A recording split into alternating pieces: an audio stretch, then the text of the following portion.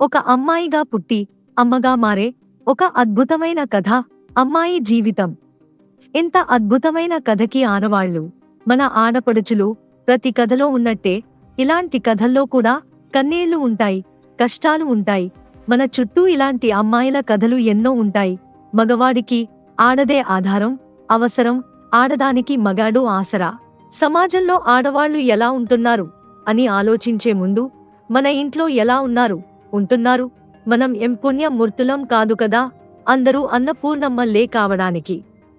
ఆలోచించండి, ఒక అమ్మ కడుపులో పుట్టి ఇంకొక అమ్మాయి గురించి తప్పుగా ఆలోచించడం, అమ్మ రొమ్ము పాలు తాగి ఇంకో అమ్మాయి రొమ్ము గురించి ఆలోచించడం, అమ్మ ఒడిలో ఆడుకుని నడక నేర్చిన నువ్వు ఇంకో అమ్మాయితో అదే ఒడిని పంచుకుని సుఖపడి అమ్మ గోరుముద్దలు తిని పెరిగిన నువ్వు ఇంకో అమ్మాయి ముద్దు గురించి పబ్లిక్లో మాట్లాడడం, ఇప్పుడు అదే అమ్మాయి గురించి చెడుగా చెప్పడం ఎంతవరకు కరెక్ట్ అనేది ఆలోచించి చూడు.